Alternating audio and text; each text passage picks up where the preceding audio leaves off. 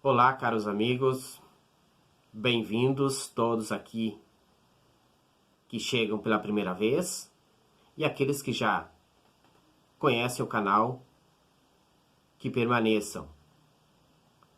Hoje falaremos sobre Getúlio Vargas, um importante presidente do Brasil, que foi fundamental na construção do nosso país, numa linguagem adaptada para o 9º ano, ensino fundamental.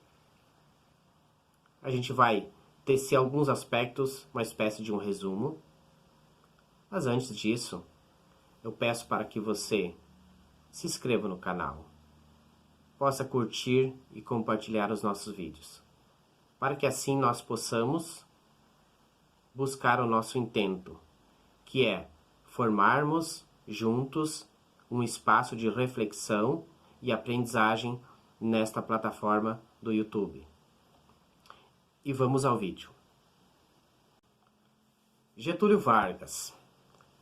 Podemos dizer que foi um dos principais presidentes do Brasil, se não o principal.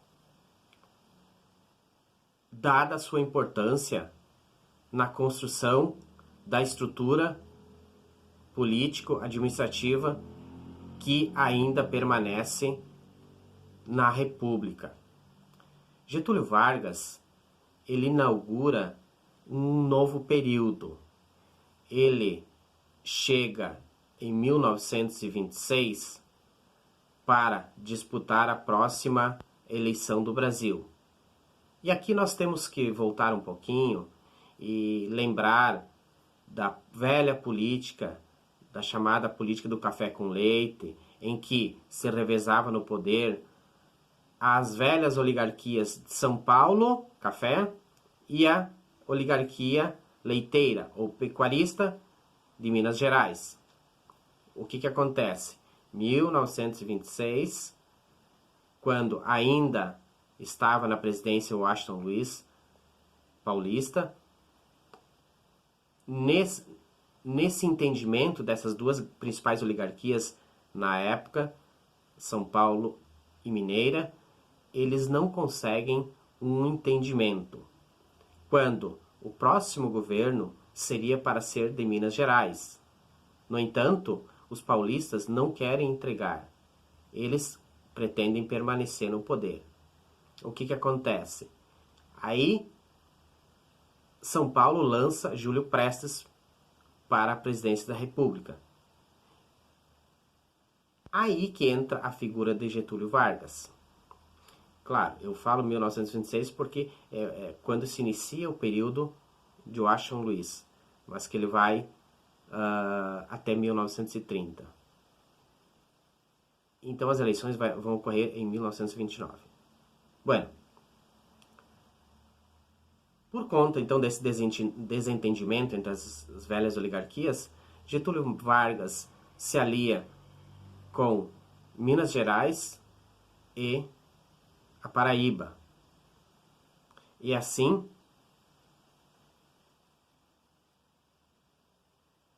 vão contra São Paulo, ou seja, em oposição a São Paulo, Júlio Prestes. O que acontece? Júlio Prestes ganha, ou melhor, ele leva vantagem, ao menos formalmente. Só que Getúlio Vargas e a sua turma não aceitam o resultado dessas eleições. Por quê? Porque essa época ainda havia muitas fraudes e, pelo que se apurava, diríamos hoje, se fosse hoje seria através de pesquisas, Getúlio Vargas ganharia. No entanto, ele perdeu. O que acontece? Acusam de fraude e aí Getúlio Vargas não resolve insistir no resultado pró, ou seja, o resultado favorável a ele. Essa é a chamada Revolução de 29, a Revolução de 30, como a maioria dos historiadores colocam. O que acontece? É dado, então, o poder a Getúlio Vargas. nesse momento de uma forma provisória.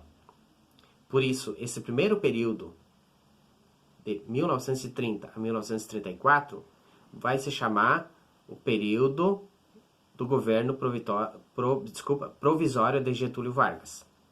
Tá? Bom, nesse contexto também, a crise do café, a crise de 29 que atingiu os Estados Unidos e que também, de certa forma, atinge o Brasil por conta de que o Brasil exportava café e o principal comprador era os Estados Unidos. Então, Getúlio Vargas chega nesse contexto. O que ele vai fazer de 1930 a 34?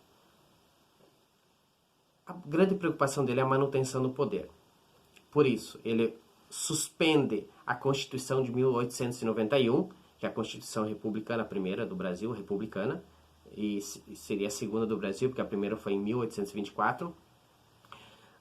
Fecha os órgãos legislativos, nomeia interventores no Estado, ou seja, pessoas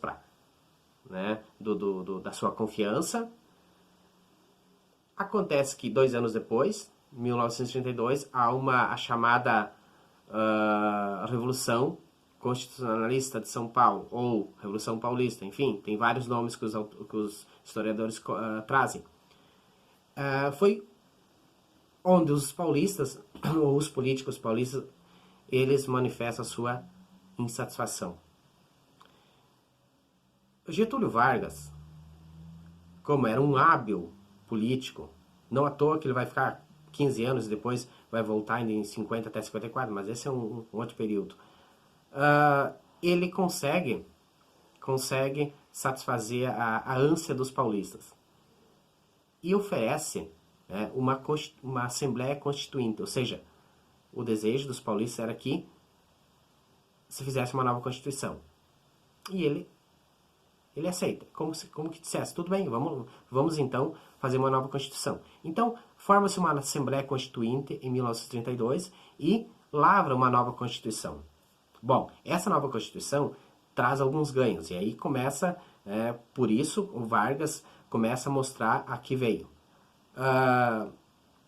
Por exemplo, o voto feminino, o voto secreto, porque o voto antes era um voto aberto, ou seja, era um voto, ainda o chamado voto de cabresto, era um voto controlado. Então, com essa nova Constituição, dá mais garantia que as pessoas possam saber que estão votando e não vai haver coerção, enfim. Alguns direitos trabalhistas já começam a aparecer nessa Constituição. Vargas acena para um nacionalismo econômico, ou seja, para que a economia seja nacional, a economia do Brasil ela seja administrada e capitaneada e hegemonicamente pelos brasileiros. Por isso uma das características de Getúlio Vargas é ser nacionalista.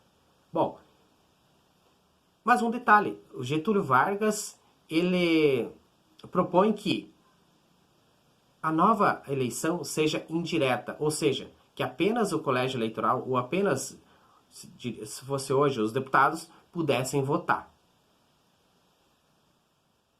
Mas por que ele faz isso? Porque ele consegue fazer algumas alianças no Congresso e tem a maioria. E assim Getúlio Vargas é conduzido novamente ao poder. E esse segundo momento, ou segundo período, vai ser o chamado período constitucional, que é 1934 a 1937. Bom, esse período foi importantíssimo por quê? Porque surgem alguns grupos de oposição a Getúlio Vargas, como por exemplo, o grupo dos integralistas, a chamada AIB, Associação Integralista Brasileira, do Plínio Salgado, que era o líder, que era uma organização tipicamente de inspiração fascista. Ele se inspirava, inclusive, no fascismo de Mussolini na Itália. Cujo lema era Deus, Pátria, Família. Inclusive, por isso que todo movimento que vem com esse lema, a gente precisa desconfiar ou questionar. Bom, eles tinham como característica um nacionalismo exacerbado. Era um movimento de extrema direita. E também o outro grupo, importantíssimo, é dos chamados aliancistas.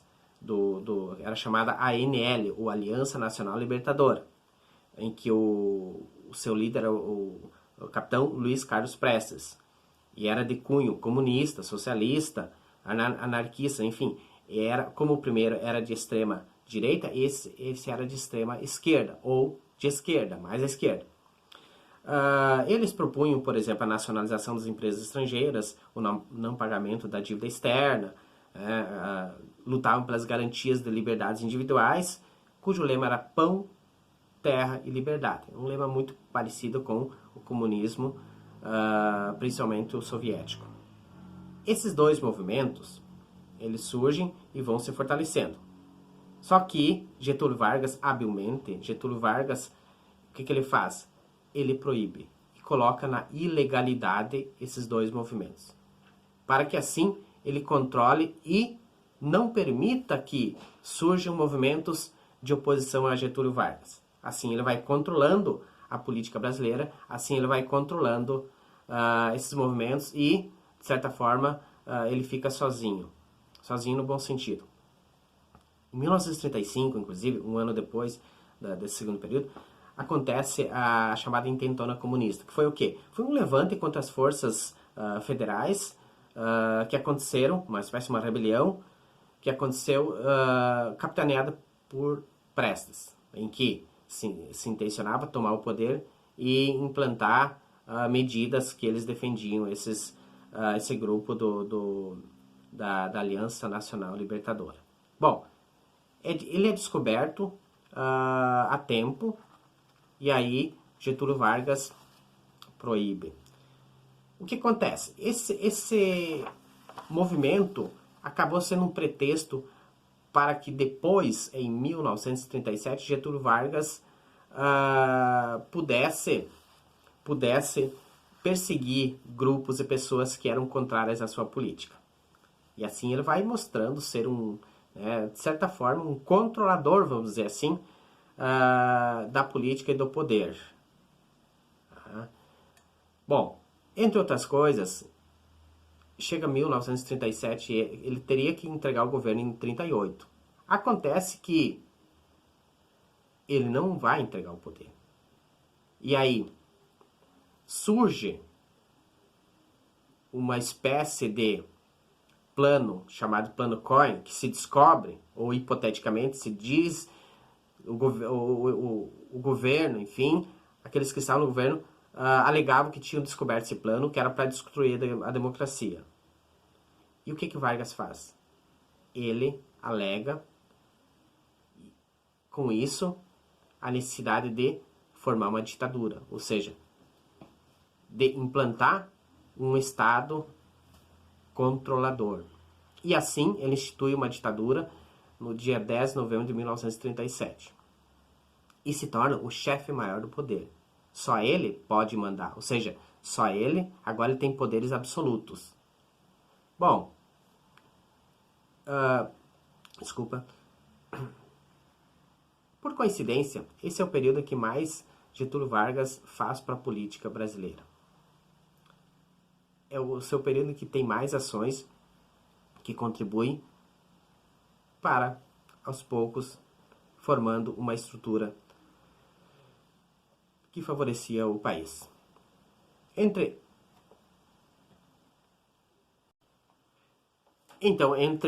tantas ações que Vargas faz, ele institui, por exemplo, o DIP, que era o Departamento de Propaganda e Publicidade, que é uma espécie de setor para enaltecer a figura de Getúlio Vargas.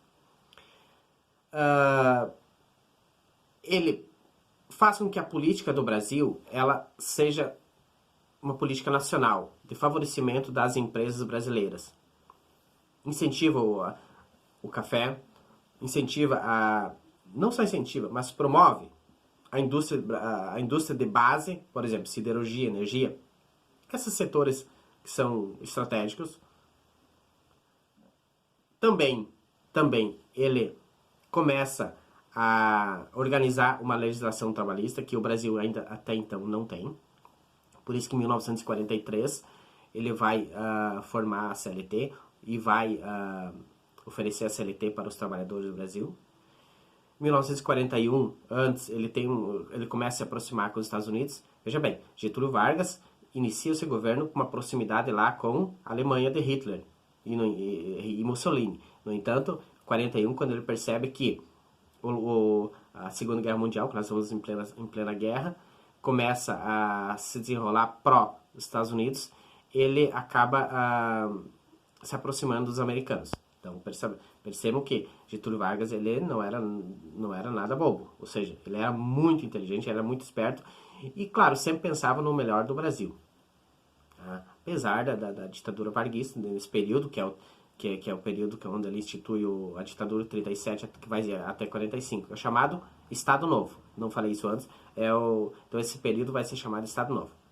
Período que mais ele vai fazer pelo Brasil. Então ele se mostra um grande estadista, se mostra nesse período um grande nacionalista, né? E que ele elege como uma das características o trabalhismo. Então ele é inclusive considerado por muitos o pai dos pobres, pai dos trabalhadores, porque ele chama para o Estado essa responsabilidade de ser o porta-voz dos trabalhadores. Então, assim, inclusive os sindicatos não têm muita voz na época dele. Mas o país acentua-se um crescimento industrial. A nossa indústria, nós podemos dizer que nessa época que ela é posta, estruturada. Claro, junto com isso vem uma forte urbanização, as cidades começam a crescer, ou seja, o Brasil, por isso que eu falei antes, quando ele inaugura uma nova política, inaugura uma nova estrutura. Então o Brasil, que era rural até 1930, agora, aos poucos, o Brasil, nessa década de 30, o Brasil começa a ganhar áreas de urbanização. Por conta da industrialização e daquilo que atraía nas cidades, claro, né? Bom, com essa proximidade dos Estados Unidos, ele começa a ter vantagens, né? Que nós vamos falar sobre isso lá depois, quando falarmos sobre o segundo momento de Vargas, de 50 até 54.